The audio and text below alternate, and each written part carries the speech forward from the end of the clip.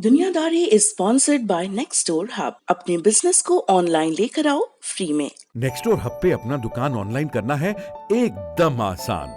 नेक्स्टडोर hub आपको अपने शहर में और अधिक उपभोक्ताओं तक पहुंचा देता है, आपको अपना बिजनेस बढ़ाने में मदद करता है। नजदीकी दुकान से खरीदना अब पहले से भी होगा आसान। हम हैं Nextdoor Hub, local online shopping platform.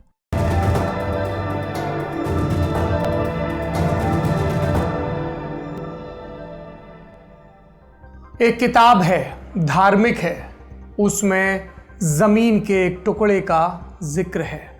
16 पेड़ हैं, एक बस्ती है जो हजारों वर्षों से बसी हुई है, अलग अलग संघर्षों, अलग अलग मजहबों से होकर गुजरती। एक मांग है आज़ादी की, मुल्क आज़ाद होता है और फिर वहाँ पर मजहब के नाम पर, शिया सुन्नी ईसाई के नाम पर जंग शुरू हो जाती है। एक जंग तेल पर कब्जे की भी है और अपनी मर्जी के हुक्मरान को बिठाने की, और उस जंग को जीतने के लिए एक रोज विदेशी सेना के दस्ते उतरते हैं, लेकिन हालात बेकाबू हो जाते हैं और सिलसिला अब तक चल रहा है। आलम यह है कि लोगों के पास खाने को कुछ नहीं और हर रात वो अपने मुल्क से एक दुरुस्त सिस्टम मांगने के लिए सड़कों पर उतर आते हैं। नमस्ते, मेरा नाम सौरभ द्विवेदी है और आप लल्लन टॉप का ग्लोबल न्यूज़ बुलेटिन दुनियादारी देख रहे हैं। आज हम आपको ले जाएंगे एक 5000 साल पुराने देश, बला के खूबसूरत देश, बर्फ से ढके पहाड़, हरी भरी घाटियाँ, समंदर का किनारा, भरे पूरे जंगल।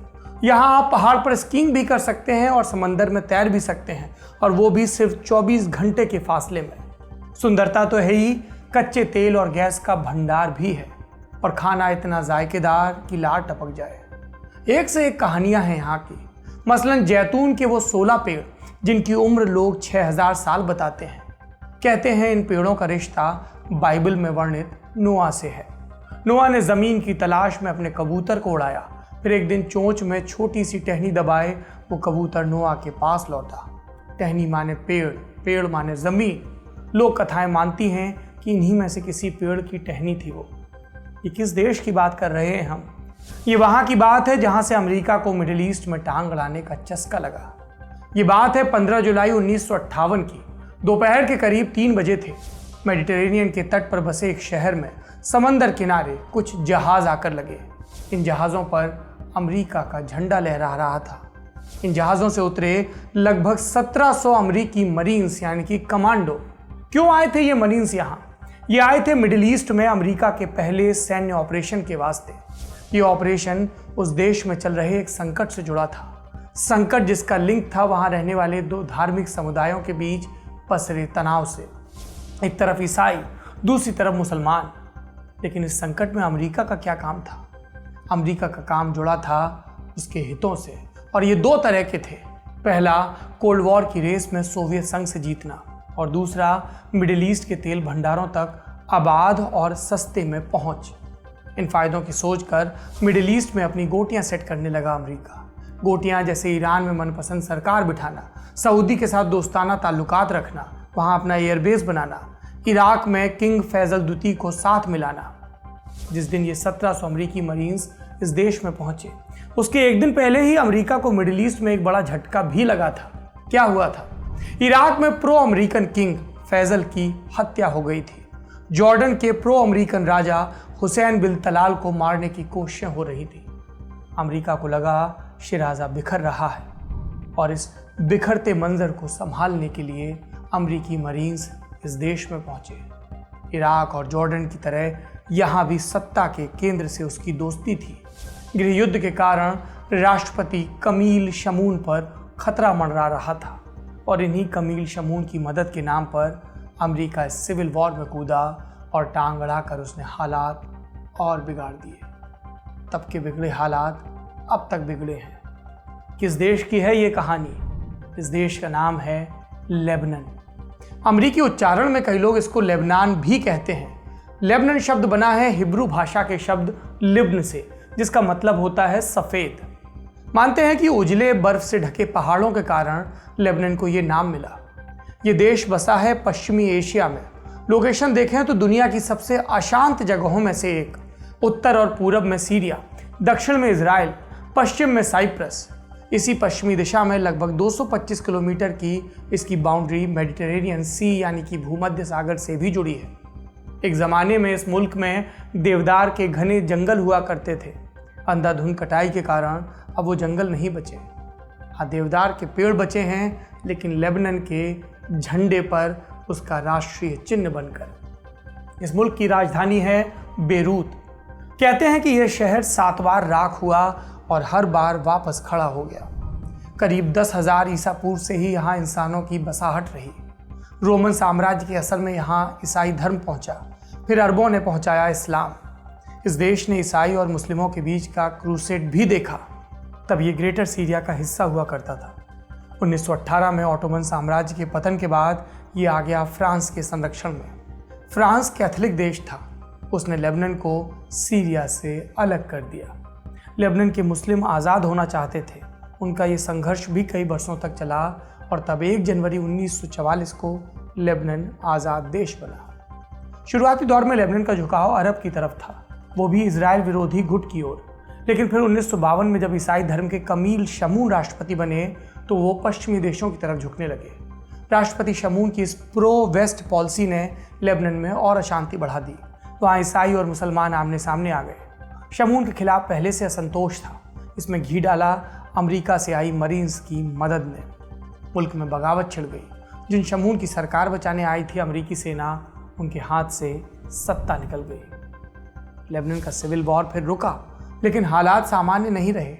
1967 में अरब इजराइल के बीच 6 डे वॉर हुआ। इसमें इजराइल की जीत हुई और इस जीत ने मिडिल ईस्ट का नक्शा भी बदल दिया। Gaza strip, West Bank, Sinai peninsula, पूर्वी जेरूसलम और गोलन हाइट्स, ये सारे हिस्से इजराइल के पास चले गए।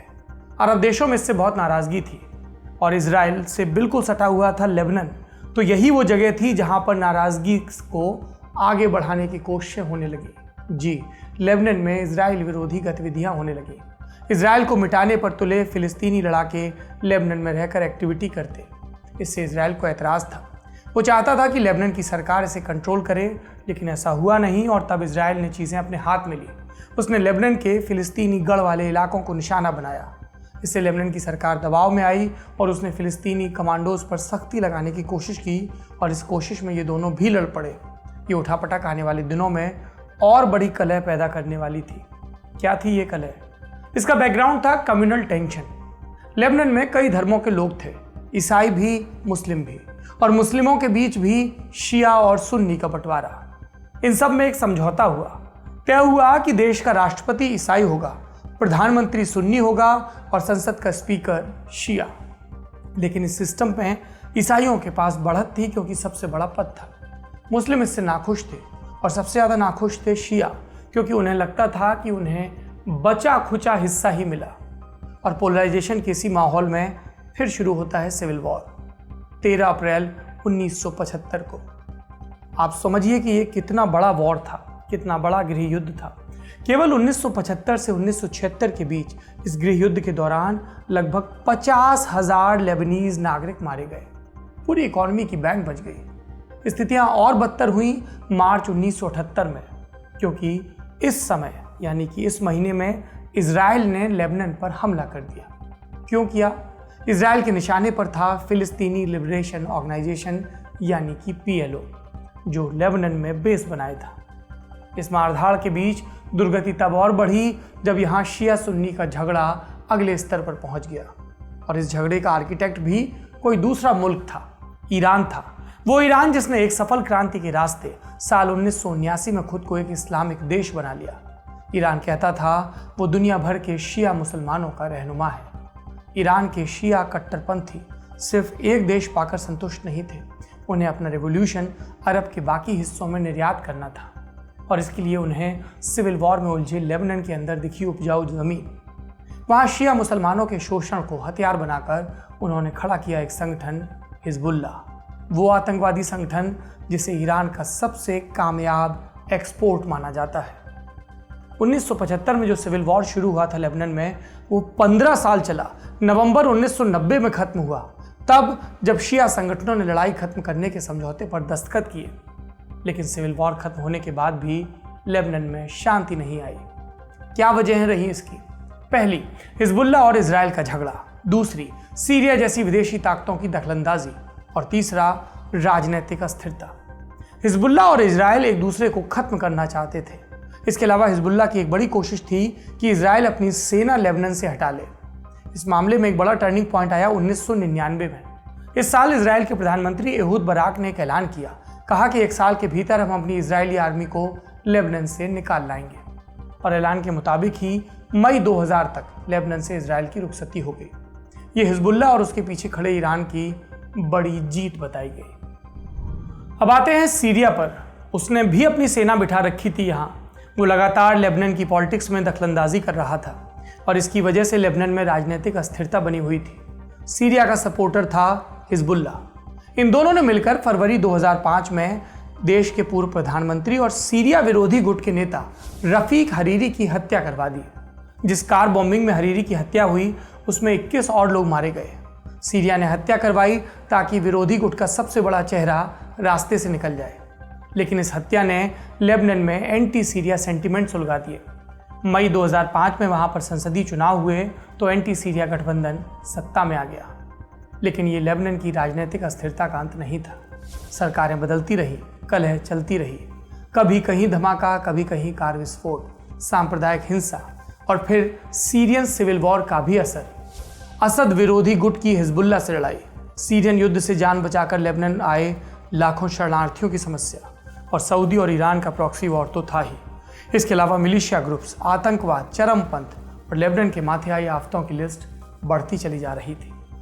आप पूछेंगे, ये सारी बातें हम आज क्यों बता रहे हैं? इसलिए बता रहे हैं कि लेबनान में पिछले कुछ महीनों से जनता विरोध में उतरी है।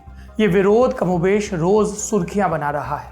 और क्या है इस विरोध का बैकग्राउंड? इसका कारण है खराब इकॉनमी, जो कि अभी लेबनान का सबसे बड़ा संकट है। सोचिए, आपके घर में लगा नल पानी नहीं देता, घंटों घंटों बिजली नहीं आती, 50% से ज़्यादा युवा बेरोजगार हैं, मुद्रा की वैल्यू यानी कि कीमत घटती ही जा रही है। समझिए कि आपको 10 लाख महीने का वेतन मिल रहा है, लेकिन उसकी कीमत हिंदुस्तान के संदर्भ में कहें तो बमुश्किल 15,000 हो।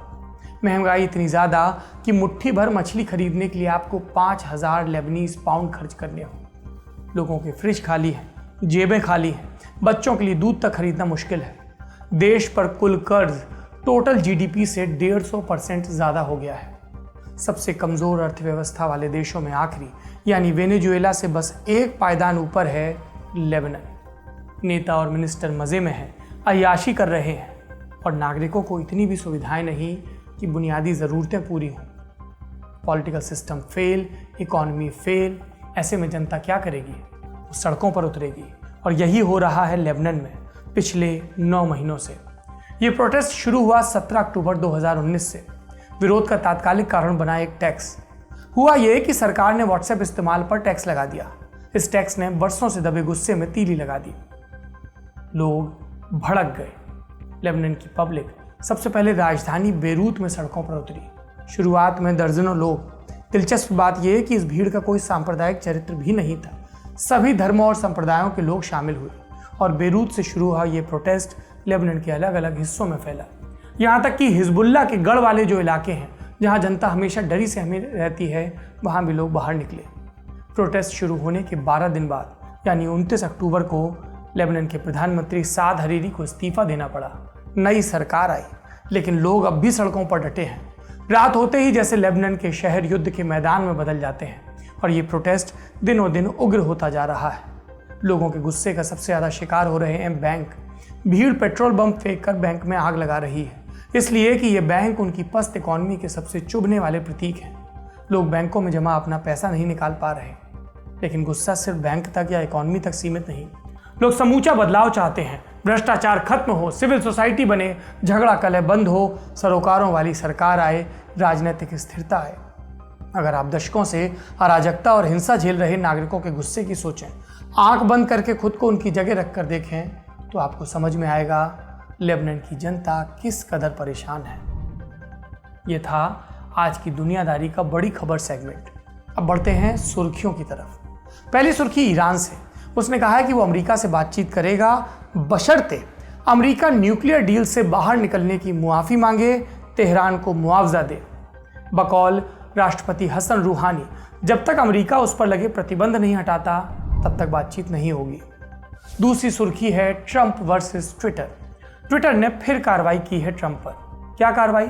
ट्विटर ने ट्रंप का एक ट्वीट हाइड कर दिया, छिपा दिया। ट्विटर के मुताबिक ये ट्वीट उनकी पॉलिसी से मेल नहीं खाता। इस ट्वीट में ट्रंप ने प्रदर्शनकारियों पर बल प्रयोग की बात कही थी। ट्रंप पहले भी प्रदर्शनकारियों को लूटिंग पर शूटिंग कहकर धमका चुके हैं। तीसरी सुर्खी है घाना से। यहाँ नाइजीरिया का हाई कमीशन है। 19 जून को हथियारबंद हमलावरों ने हाई कमीशन की बिल्डिंग पर हमला किया। अब इस हमले को लेकर घाना के राष्ट्रपति नाना अक्फो-अडो ने खेद जताया है। उन्होंने नाइजीरिया के राष्ट्रपति मोहम्मद बुहारी से फोन पर मुआफ़ी भी मांगी है। ये थी सुर्खियां। अब बढ़ते हैं तीसरे सेक्शन की तरफ। तारीख। आज तारीख है 24 जून और इसका इतिहास जुड़ा है फ्रांसीसी क्रांति की एक अहम घटना से। आज से 227 बरस पहले यानी 24 जून 1793 में आज ही के दिन फ्रांस को उसका पहला लोकतांत्रिक संविधान मिला था। ये संविधान तैयार किया फ्रांस के मॉन्टेग्नर्ड लोगों ने। फ्रेंच भाषा में शब्द का मतलब होता है पहाड़ों के लोग। इन्हीं के नाम पर इस संविधान को मॉन्टेग्नर्ड कॉन्स्टिट्यूशन भी कहते हैं। जिन लोगों ने यह संविधान बनाया उनके लीडर थे मैक्सिमिलियन रोबेस्पियर। रोबेस्पियर के बारे में जानने के लिए हमें कुछ बरस और पीछे जाना होगा। कितना पीछे? चंद साल। 1789 में हुई फ्रांसीसी क्रांति पर। इस क्रांति का स्लोगन था लिबर्टी, इक्वलिटी, फ्रेटर्निटी, यानी कि आज़ादी, समानता और भाईचारा। क्रांति के बाद 1791 में वहां संवैधानिक राजशाही की स्थापना हुई। संवैधानिक राजशाही माने वो सिस्टम जिसमें सर्वोच्च शासक तो राजा ही होगा, लेकिन उसकी मनमानी नहीं चलेगी। उसकी शक्तियां किसी संविधान या कानून के तहत सीमित होंगी, कुछ एक रबर स्टैम्प की तरह, जैसा ब्रिटेन में है। कहने को हेड ऑफ स्टेट है महारानी, लेकिन असली ताकत है प्रधानमंत्री के पास। 1791 में फ्रांस को उसका पहला संविधान मिल गया, लेकिन यह संविधान क्रांति के उस समानता वाले वायदे को नहीं निभा सका। कई दिक्कतें थी इसमें। मसलन ये कि आर्थिक हैसियत देखकर लोगों में फर्क किया जाए। केवल उन लोगों को वोट डालने का हक हो जो एक तय मात्रा से ज़्यादा टैक्स भरते हैं। इससे पहले संविधान में महिलाओं के लिए बराबरी भी नहीं थी। इस संविधान में भी उन्हें नहीं मिली। उन्हें शिक्षा और अभिव्यक्ति की आज़ादी जैसे अधिकारों से भी वंचित रखा गया। फ्रांस में कई धड़े ऐसे थे जिन्हें यह संविधान स्वीकार नहीं था। ऐसा ही एक गुट था मिडिल क्लास के लोगों से बना जैकोबिन क्लब। रोबेस्पियर इसी क्लब के सदस्य थे। इन्हीं गुटों के संघर्ष से लुई 16वें को उखाड़ फेंका गया था। 1793 में जैकोबिन क्लब सत्ता में आया। रोबेस्पियर बन गए फ्रांस के सबसे ताकतवर आदमी। उनकी committee of public safety France की सरकार चलाने लगी, लेकिन फिर इन लोगों ने भी मनमानी शुरू कर दी। विरोधियों को देशद्रोह के आरोप में मरवाने लगे। इतना आतंक फैलाया इन्होंने कि जुलाई 1794 तक चला रोबेस्पियर का शासन फ्रांस में रेन ऑफ टेरर यानी कि आतंक का शासनकाल कहलाया। ये था दुनियादारी का आज का एपिसोड। आखिरी में आपको मंदार फाटक के गाए गीत के साथ छोड़कर मैं विदा लूंगा। शुक्रिया। मेरी आँखों से कोई नींद लिए जाता है,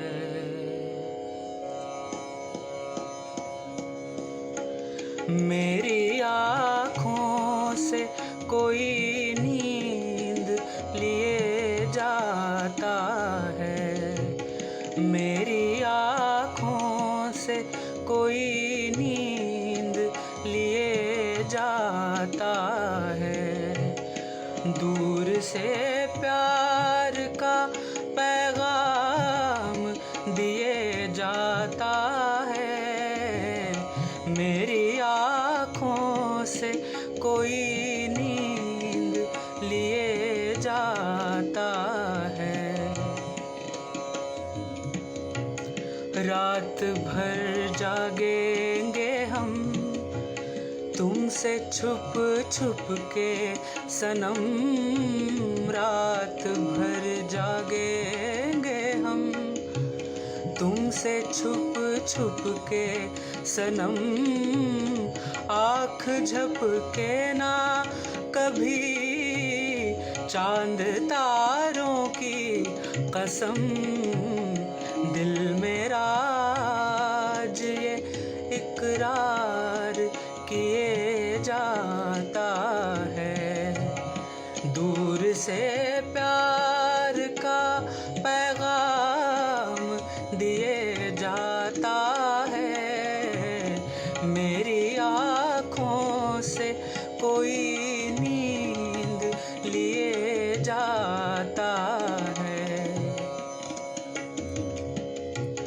बात जो उनसे चली वो इधर आके रुकी, बात जो उनसे चली वो इधर आके रुकी, नाम जब उनका लिया एक खुशबू सी उड़ी, एक तस्वुर है जो मदहोश किए जाता है, दूर से प्यार का पैगाम दिए जाता है, मेरी आँखों से कोई नींद लिए जाता है, मेरी आँखों से कोई